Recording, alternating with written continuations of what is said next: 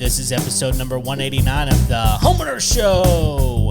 Whether you're a DIY or looking to hire, we're here to help you find the best information and options for you and your home.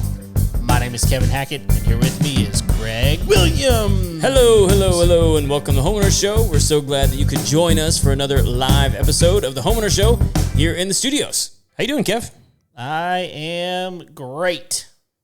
Things are good because today, well, not today, tomorrow, the day that this comes out on audio, I did it. Bumpity bump. Fixed it. Don't worry. Carry on.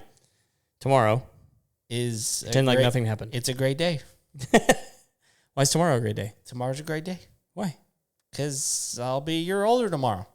Tomorrow's your birthday? Today, tomorrow, whichever day you're looking at this, listening to this, whatever. April 26th is your birthday. That's the one. Dude, happy birthday. Thanks. How did I know we celebrated this last year. Maybe it's because we celebrated too well last year. Yeah, we did not mess that up. We did that just right. We did. There's no doubt that last year, which was a big year for me, I was wondering why my wife had like some PTSD right around now. She's feeling some sort of year-long... Yeah, like something's coming back around. Yeah, she did definitely. She had a really good time. She had the best time. I should have had the best time, but I know now that I did not have the best time at my party. At your own party. No, your wife had the best time. She didn't screw that up. No. Yeah, so that's all we're gonna say about that. That's right. So today's a good day. Tomorrow, whichever one you're seeing this, listening to this, whatever, it's a good day. I got to tell you, 41 is way better than 40. Okay. Everyone makes a big deal about 40. Yes, they do. You know, they do. I didn't it was fun. Yeah. It's a good time. Mm-hmm. I much preferred 41. Why? To me, it was sort of like when I turned 20, which I think is the dumbest age. Oh, it was the worst possible. It was the worst. It's funny. I think you and I have discussed this, but like a lot of people, if you were to ask me, what was the worst age?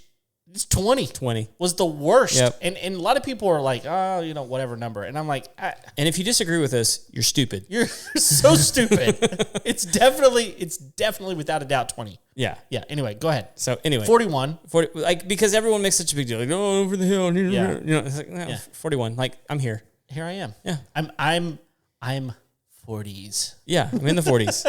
It's good. Well into the 40s somehow. Yeah, you all had a year to get it out of your system. That's right. You shut up. And honestly, like if I'm being really honest, I remember when I was young thinking, oh yeah, 40 over the hill, definitely. Dude, and when I was a kid, 40 was ancient. Oh, and like my dad turned 40 and I was like, we're going to lose him soon.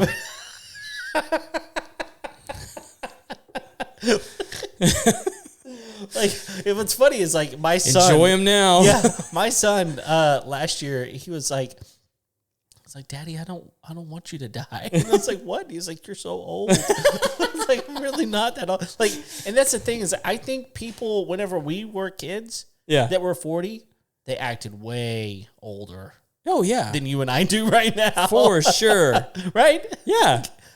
I just think it was a different time. It was a different time. It was a different time. Surely over the hill's 50 now, right? I mean, who knows, man?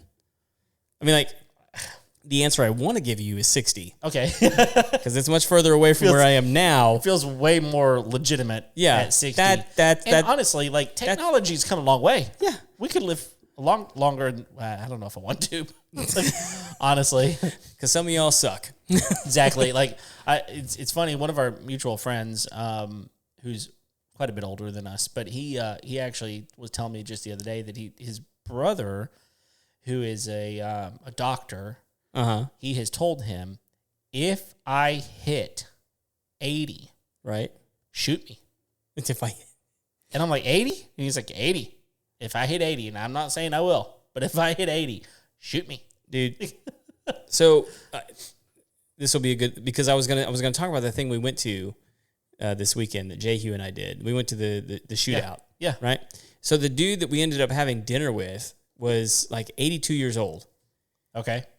And was like a world champion skeet shooter he was having the time of his life. Ugh. And I was like, man, if like, because like, you tell me like shoot me at 80, and I'm like, that dude's having a blast. Yeah, and that's why I'm kind of like 80's not that bad. Like my parents are like 70-ish, right there. Yeah. And I'm thinking they still easily got 10 years in them. Yeah. Easy. My mother-in-law, she's like 71, and acts like she's 60. Mm-hmm. Maybe 50. Yeah, I was blown away. I was blown away when you told me how. I mean, like, not to say that she's old, but like when I thought she was much younger than what you told me. Right. I mean, she looks younger. She acts younger. I mean, that. And I think that's progressively becoming more and more the case. Yeah. I mean, just like, you know, we have access to better medicine. We know more. Yep. And so like we're progressively going to be living longer and longer. I mean, I think in many ways, I mean, I know a lot of people say a lot of things about GMOs and different things like that, but in a lot of ways we're eating better. Like, yeah. I mean, I don't know. I think healthcare has come a long way, and we can debate all day long, honestly, if we think that's a good thing. Sure. If like living longer with the population and all that kind of stuff is good. However, I think it's happening. Well, the issue is it's not necessarily because like we can make people live longer. That's no question. Right. I mean, like it's not becoming abnormal for someone to get to 90. Sure. Right. I mean, it's becoming it's like people are expecting that more and more. Yep. Quality of life on your way there. That's the issue. And like there's guys out there like Dr. Peter Attia. I mean, like this is his whole area of study. Yeah. And like really, I mean, like you can go listen to him, but like what he's going to tell you is like if you figure out how to exercise on a regular basis and eat well, you're going to have a better quality of life and a longer life. Sure. And Makes like, sense. But I don't want a longer life that's crappy. Right. I want to be able to enjoy the time that I am here. So in general, however long that is. Yeah. Whether that be, 55 or 95. Right.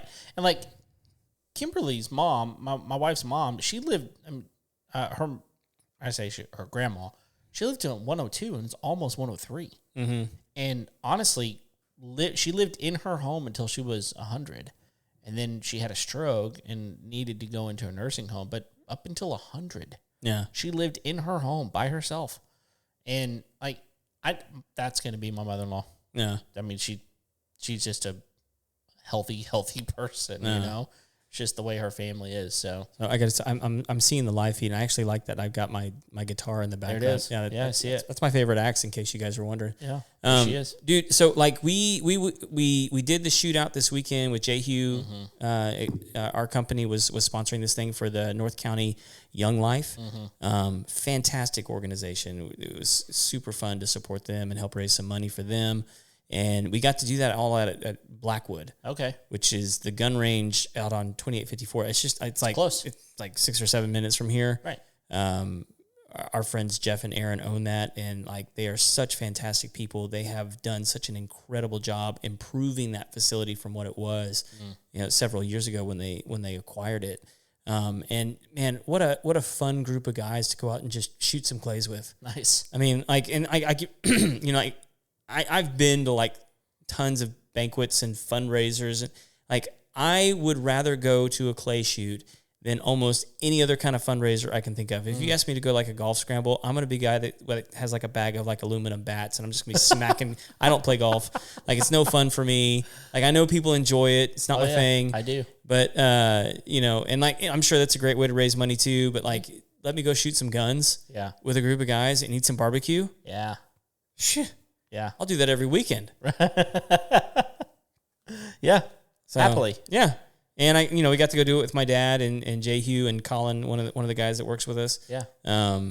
And man, like if you haven't ever, like, I think that's probably one of the best ways to get people introduced to gun ownership. Is like, here's an actual sport. Yeah. That like, because like there's nothing involved like killing. Right. But it's popping some clays. Yeah. And it's so satisfying when you hit one. Oh yeah. Because when you hit it just right, it just explodes. Yes. And you're like, I did that. Yeah, and I think there's a lot of controversy. And we could talk about that all day about like gun controversy, right? But at the end of the day, there's no controversy. Not with me, but there is out there. Bring it. But at the end of the day, it's like, look, this is an opportunity for you to go have fun. And it's a blast, and it's super safe. Yeah, I mean, like because it took us like a good everybody there is a gun owner. Yeah. And it's like most gun owners I know are very responsible gun owners. Yep. But you still have to go through like a 20, 30-minute safety briefing before they even let you on the course. Right. And like, lo and behold, no one got shot. How about that? And everyone was safe and had fun. And it was incredible. Yeah. I mean, think of it this way. How many gun ranges do you hear about in the news that somebody got hurt? I think the last one that we had was the special ops guy that got shot at one. Remember that? And it was actually here in Texas. Yeah. But that was some crazy loon. Yeah, weird. Like, I mean, because legitimately, those types of places, they're well regulated as far as like the rules. You do not want to get crossways with a range master. No, I mean, they got cameras in there. I mean, and they're like, there's all kind like, I say in there, that's an indoor facility, but some of these outdoor facilities, they got. Well, this one's all outdoor. Yeah, this one is, but like, they've got systems set up to make sure you're not acting like a fool. Yeah, you know, and they don't allow that. They've got way too much writing on their ability to have a place to do that. Yeah, it's their business, right? Right, absolutely. So anyway, if you're local and you haven't had a chance to check out Blackwood, please go. Yeah, I mean it's a fun. They've got skeet and trap. Do you ever hear the shots from here? Can you? Hear them? Yeah. I can hear them. Like on Saturday mornings in particular. Yeah, but I mean like that's the most active that course is going to be is on. Most people can't get out there at 9 a.m. on a Tuesday. Right. So like I'm just not going to hear it. Sure. Every once in a while we'll hear it like in an afternoon when people are out there doing it. But like man, yesterday it was like a Civil War reenactment, man. Nice. I mean, like, because we were working 16 stations. Yeah.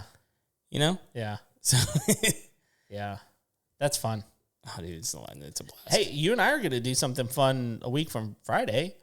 Is that the axe throwing? Yeah. All right. I've not done it yet, but I know a lot of people have done it, but I've thrown some axes unsuccessfully. Well, I have too, but not at a course like this. Like, yeah, there was that cockeyed squirrel that crossed my lawn. He got away. I think I saw him.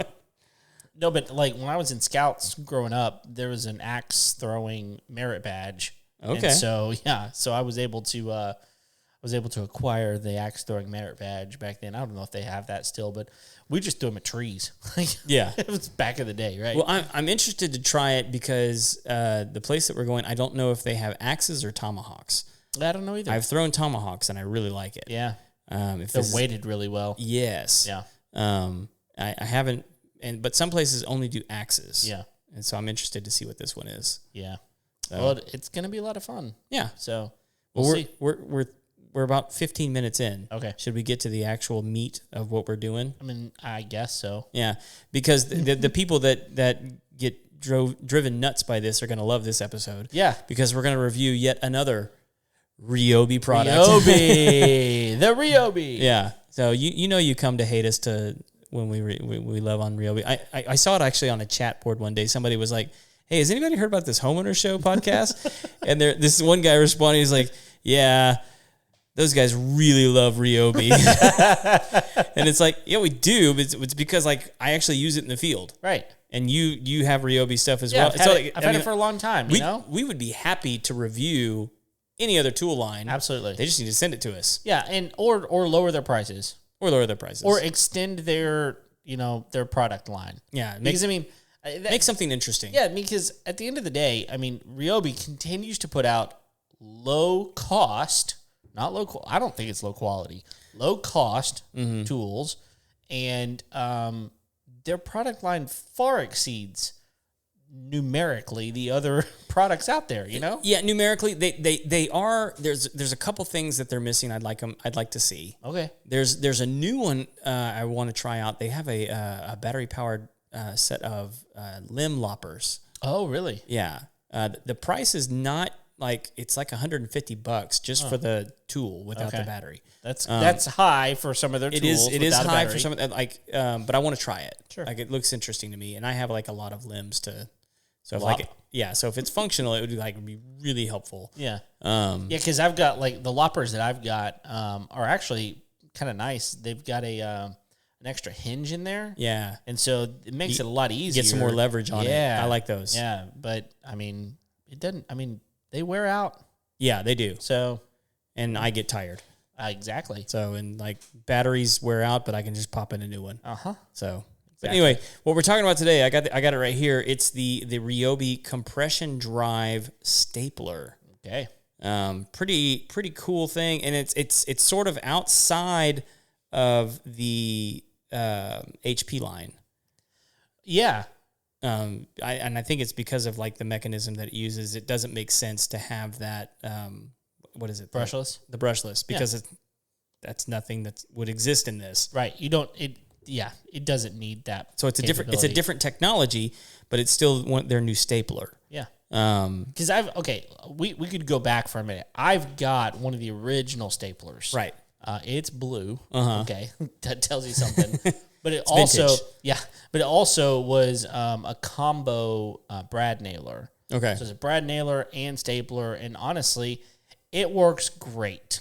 The one that I got, they had one, and people had a lot of problems with it. It jammed all the time, and it was just a problem. Right. They took it off the market, and then they brought it back briefly, for like a year maybe. And I got one in that time period, and then they discontinued it again. And years later, they've now come out with another line of staplers and nailers and all those sorts of things. But this is specifically. They call it a crown stapler, but it's just gonna drive regular 3/8 inch staples. That's what it's gonna do. Yeah. So I mean, like if we're talking about like the technical aspects of it, it's a 3/8 inch stapler. Yep. Compatible with 1/4 inch up to 9/16 inch staples. Right. So the 9/16 being a much longer staple. Right. Specifically the T50s. Yes. The T50s, but then depending on the length at that point. Yeah, so it's either 1/4 inch or 6.4 millimeters or 9/16 or 14.3 millimeters. There you go. So, I mean, just like right off the bat, there's not a lot of bells and whistles on this thing. Yeah. But what it has is just functionality. Okay. So for me, like, and I actually use quite a bit of staplers, which is actually going to be one of my criticisms of this thing here in a minute.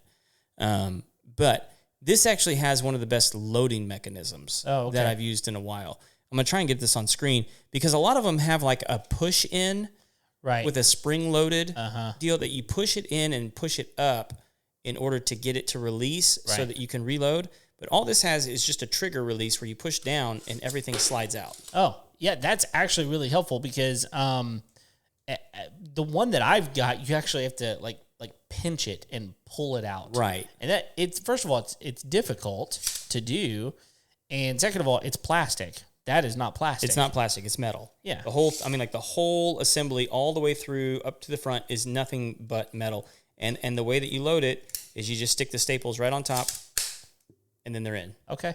I mean, like it's easy. There's nothing to it. Right. The thing that's great about that is that there's not much you can do to actually screw that up. Right. And I actually did that wrong. Sorry. What you do, I actually got that backwards. You don't put it on top. Okay. You actually slide it in right here in the bottom. Place it in the bottom. Easy. Boom. Still easy. Still super easy. Yeah. So, and then I don't have a battery in this, so this is actually safe. But the way that the staples are actually engaged, it's got a little trigger right there for like when you press. It won't shoot a staple unless that's pressed, which is true of most staple guns nowadays, electric or manual. Correct. And then the other thing that you have is a depth gauge. Okay. So you can set the staple to be, not go like as a flush, deep. like a flush, you can flush or out. Yeah. And there's different reasons for doing that. But what's cool about it is it has this indicator on the front. Ooh. So you can see exactly that. You're not guessing when you turn this thing. It normally is a guess. It is a guess. Yeah. And so like when you turn it, it actually moves this little gauge right here. And if you're listening to it on the audio, but you can look at this pictures of this online. There's an indicator on the front of the stapler that as you turn the knob on the top, it will actually show you the depth to which the staple should go. Yeah. When you push it in. I love that. So I mean, I've actually used this a couple times now. Okay. And I haven't had an issue with it yet. I mean, like, and the depth on it has been accurate. Really? Yeah. Because like, there's a lot of times I may be jumping the gun on you. No pun intended. But like, there may be times whenever you're installing cable or wiring of some sort that you do not want it to compress. Well, so that's actually one of my criticisms of it is like if I'm dealing with wiring or cable or something like, and I think for like if you're installing typical electrical wiring, it would be functional. Yeah, because I mean, for that, I mean, you may that's not want flat. it to. It's flat. You may not want it to. You may want it to compress, but not like too much. Yeah, because it would cut it in half. Right, but if you're doing like any kind of line, like a mosquito line, for example. Right. I install a lot of 1/4-inch tubing. There you go. And so there's actually a specific stapler that I use for that. Okay. And it's a round stapler. Oh. They actually make round staples. Oh. And I can show you the gun later. I think it's a Stanley. Interesting. But so where on this one, I don't know if you can see, but there's like a little groove in the tip that gets pushed in. Yeah. On the round stapler, it's actually a 1/4-inch half moon. Oh. That goes around the 1/4-inch. And so it's there to guard the 1/4-inch. Oh. And so it's designed for putting in things like coax.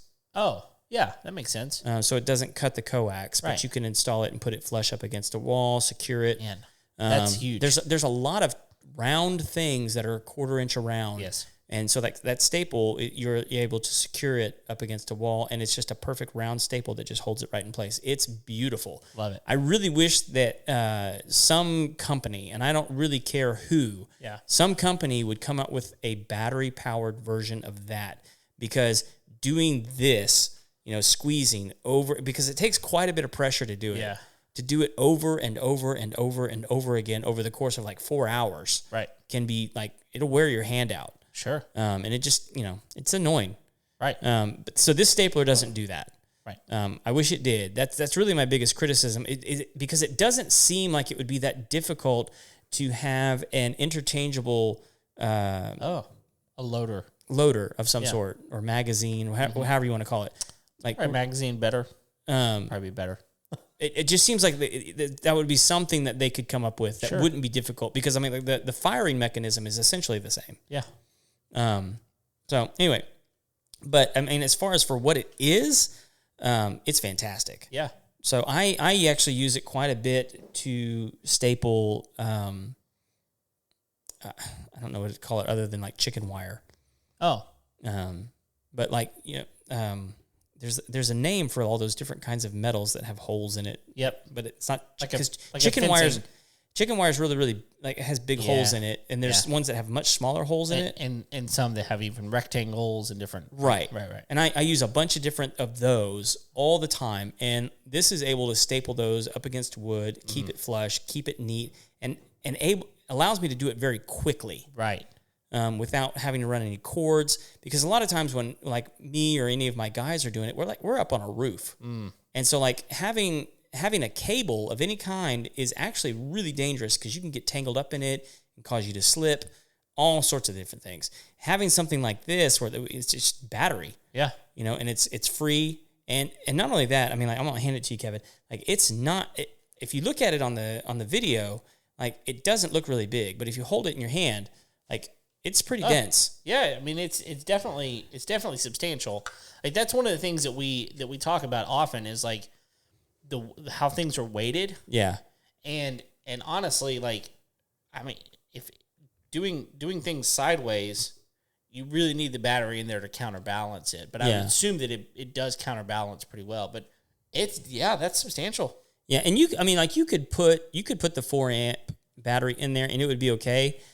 I like it better with the 2-amp. Yeah. Okay. So one of the things, just in the kind of the description of this, if you were to go look at it online, one of the things it says is that with a 4-amp hour battery, you can put in 5,500 staples. I don't doubt it. Yeah. I mean, and so you just put in 2.5 amp hour battery, which is going to be roughly half the size.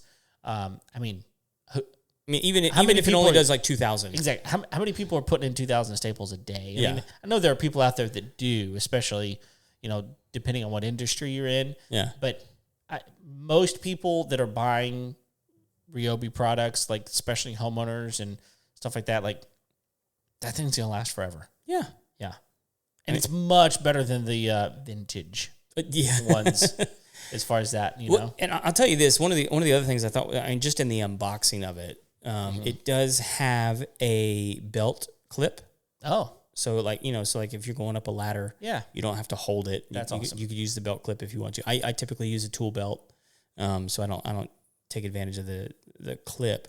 But it also, it comes with a set of 1/4-inch staples Oh, okay. already. Okay. So if you've got a job and you're like, man, I need a 1/4-inch staple and I need a staple gun, it already comes with a sleeve. Okay. So Cool. you're good to go right out of the box as long as you have a battery. Sure. And I think I'm sure they got a version that comes with a battery. and you might be able to check this on your computer.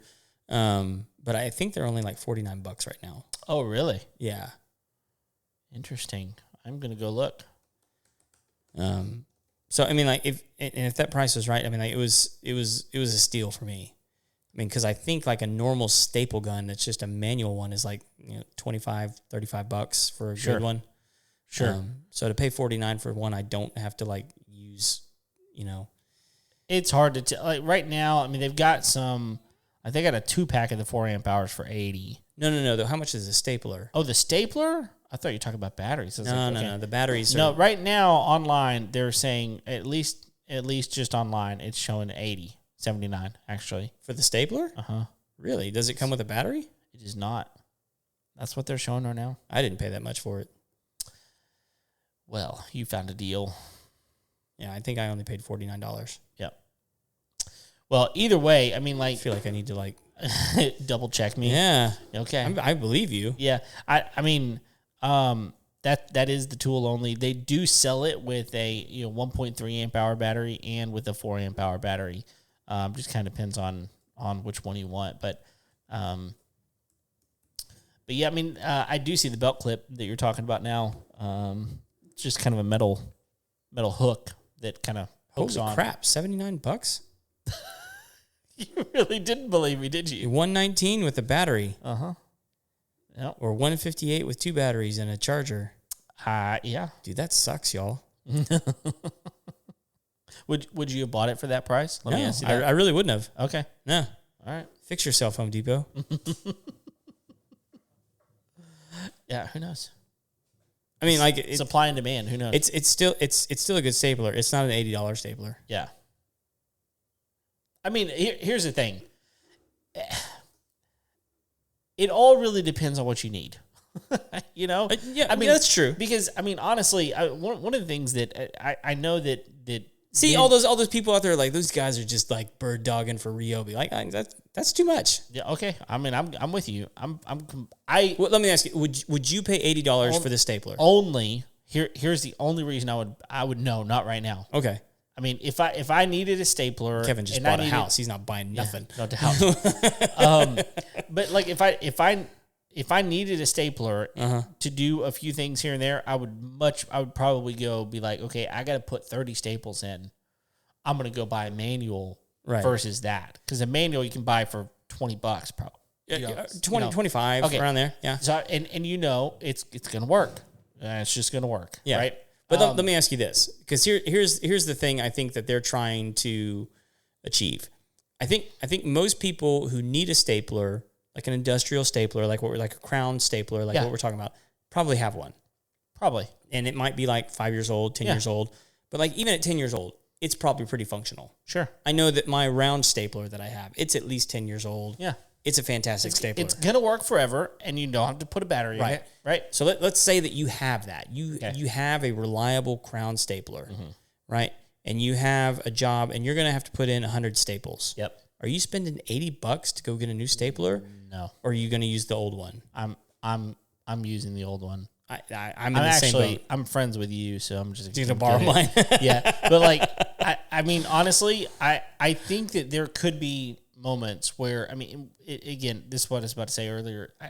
Our wives, they get on us all the time. It's like, do you really need to buy that tool? It's like, look, it's an efficiency thing. How badly do I want to do the job? But if I have to put in 2,000 staples for something, heck yeah, I'm buying it. Yeah. I mean, at some point, it's like, or if I'm going to use it repeatedly over time for one reason or the other, yeah, I would probably buy it. But no, I guarantee you right now that if I was like, okay, I need to go buy some staples for my stapler, that's really what would happen, right? I can't find my staples, so I need to go buy some staples. So while I'm at Home Depot, I'm just going to find out how much it costs to get the tool, right? If I pulled up and it was $80, I would walk out with a sleeve of staples. Yeah. And go home and use my manual. That's so what's the cutoff point for you? I mean, because you're not spending 80. No. Would you spend 70? No. 60? I would. Would you be tempted at 60? I would be tempted at 59. At 59? Yeah. 59, I would be tempted. So what if it was like 55? Honestly, like, I think the no-brainer point is somewhere around 50. Yeah, I think that's a no-brainer. I mean, like, I know what I paid for it. Okay. And that's why I bought it. Because I was like, this is a no-brainer. It's $49. Yeah. Like, I must have caught it on a crazy deal or something like that. Yeah, you must have. And, well, the other thing is, depending on whenever you bought it, Ryobi does these crazy deals where if you buy a tool, you get another one for, like, really cheap. That's true. And so you may... I did buy 2 tools that day. Okay, you probably got one of those deals where you can get any tool up to a certain dollar amount for half off or something like that. That may have been what happened. They definitely do those deals quite often. But and the other tool I was willing to pay $100 for. Okay, so that's what I was about to say. Like, if you're willing to pay full price on one of them because it is worth it, whatever that one is, this might be the one thing that you're going, okay, I'm not going to pay $80 for it, but I would pay $49, whatever it is. And there are several tools that Ryobi does where it's like, okay, I'm probably not going to go buy a $40 flashlight, right? Right. But for $20, I might. Well, except for $20. We did that episode on the Nova, and I definitely paid more than. That's different. I mean, this is like a shop. You're talking about like an on-off flashlight, Yeah, not like the Swiss Army of flashlights. Right. Exactly. So I don't know. I think around 50 is definitely worth it. The other thing that it is a little limiting on is the size of staples. Yeah. I mean, not just the shape of staples, but I mean, there's different, like the T50 that's a one size. Right. The depth, you can get different depths, you can get one size. I mean, if you could do different sizes with it, that might change my mind a little bit. But I mean, most people doing T50s. Most people. Yeah. I mean, let's be real. I mean, because a lot of people, like, depending on what it is, like some finishing staples, they're real kind of skinny. Yeah. I don't know. I think that there are some things that they could do to improve it that might be worth 80. If it did the combo like mine does and it did it well, like the Brad nailer with it, yeah, I could maybe be a little more tempted to spend a little. I wonder why they didn't do that on this one. I mean, well, I'm telling you, they had a lot of problems. And so what they did is they said, forget this. We're going to separate them and then put the Power Strike or whatever that thing is. Yeah. I've got that one in there. Yeah, exactly. And it's great. It's fantastic. And so Air Strikers, whatever it's called. Yeah. But like they basically figured out a way to make a finish nailer with the power and capacity of an air tool. Right. Is what they did. Yeah. They did a fantastic job. We're still waiting on that framing nailer. Yeah, we are. Yeah. You know it's coming. I mean, it's got to be coming. It would have to be. So, and because I think I told you they've got the 40-volt backpack sprayer coming. Yes, I'm excited about that one. Yes, I use that thing every day. Yeah. So. And people that do, that's a fantastic tool. Yeah. So, well, and like here's the other thing that I try and tell people. Like I had a guy telling me the other day, he's like, "Why do you use Ryobi?" And I'm like, "Dude, here's the deal. Every single tool that I buy, if something goes wrong with it, in the first 2 years." I walk into the store and I say, it's broken. Mm-hmm. No questions asked other than, do you want your money back? Mm-hmm. No, I just want another tool. Oh, go pick it out. Yeah. I don't have to show them my receipt. Right. Nothing. Right. Just get another tool. But see, I've done that with things after 2 years. In batteries in particular. Well, that's because you're unethical. No. I walked in and I said, hey, this battery isn't working anymore. Uh-huh. And they've just, no, it wasn't a battery. It was the battery charger. The battery charger. Okay. The battery charger, I walked in and I said, this isn't working anymore. And they said, do you have your receipt? I said, no. They said, well, let's try to look it up. They tried to look it up. And they were like, well, it's obviously a Ryobi product. Right. That we are proprietary in. And so go get a new one. Yeah. And I don't know how long I had it. I could have been within 2 years, but I think it was longer than that. Could have been. Yeah. And they exchanged it. Yep. So, I mean, good products are warranted well. Yeah. And I mean, they're good with it. I mean, the tools don't cost them that much. It's the batteries that are. The batteries do cost them a lot of money. That's where the battery, that technology is just, they've come a long, long way with it. Yeah. And actually, here's an interesting topic, and I don't know, maybe we'll get into it someday. But that same friend that I was telling you, mutual friend earlier that I was talking about, who you don't know who it is. Because you're being cryptic. Because I'm being cryptic. But that same person, this will give it away, is a geologist. Uh-huh. And I was talking to him the other day, and he was telling me that, the crazy thing is that lithium is not unlimited. Right. There's not an unlimited supply of lithium, and it costs a whole lot of money to mine. Yeah. And so I asked him the question. I was like, is there another product? Like, is there another resource out there besides lithium that can achieve what lithium is able to achieve? And he said, absolutely. And that's what he and his team are working on mining now. Oh. And so they're working on new technology now to try to be, I don't know if it'll be a replacement for lithium. Yeah. But it would definitely be like the next thing that would kind of take over. Well, here's what I don't understand. I mean, like, because, and again, like you said, this is another product. Like, you say we don't have an unlimited supply of lithium. Mm-hmm. What is it that we did to the lithium that we put in there initially that we can't reuse? I mean, does it cease being lithium once we use it for so long? I just don't think I don't think it's an unlimited resource. Like, I mean, what I mean by that is not that you can't find an unlimited supply. It doesn't regenerate. But forever. like people go into like old TVs and like they harvest the gold and the silver out of it, right? Mm-hmm. Because it's still gold and silver, despite the fact that electricity's been running through it for however long that TV ran. It's still gold. It's still silver. Yeah, I think I am not the person to ask about this. Yeah, I'm not asking you. Like, no, I need an answer, Kevin, right now. Right. Our friend is. He would be able to tell this like that. He would know the answer to this. Yeah, but what's the issue? Is it because it's not? But I think it's consumable. We're like it wears out. Yeah. Like, I mean, but like, so instance, like, what does it become? I don't know. Like, what? Like, I mean, because like coal, for example. I need somebody to explain this to me. Like coal. Eventually you burn it up and it's gone, right? Right. So I think that it's similar to that. These natural, ores, whatever they are. That's how stupid I am, right? Like whatever they are, these natural things, minerals. Yes, table of content, like all the chemistry stuff, right? Table of content. Yeah, table of content. You know what I mean? I think they go away after time. Like, you burn them up, they're gone. And gold and silver are different. But like, they're not gone. They have to change into something if they're not usable anymore. They have to become something else, and which means that something else can become lithium. Y'all, please rescue us. We have no idea what we're talking about now. We're so far out of our realm right now. Like it doesn't come from nowhere. No, it doesn't. It comes from somewhere. But where does it go? Where does it come from? Where does it go? I don't know. Like Cotton Eye Jeff. I don't know either. I don't know. We got to get Dave on the show. That's what needs to happen.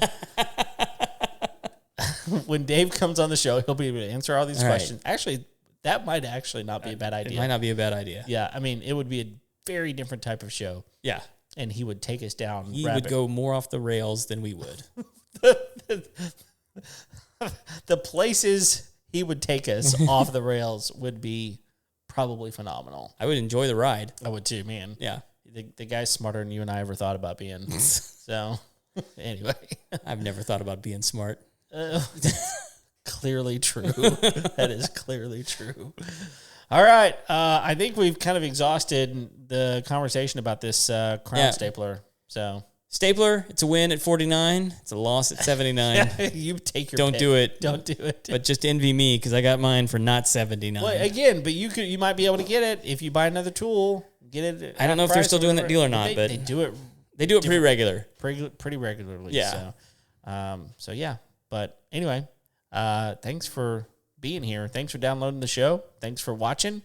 If you haven't already, like, subscribe, tell your friends. Do the clickety-clickety. Do all the things. We appreciate you. Leave us a 5-star rating and review and on iTunes specifically. That'd be fantastic. And we're here each and every Tuesday. So thanks for being with us. And until next time, we'll see you later. See ya.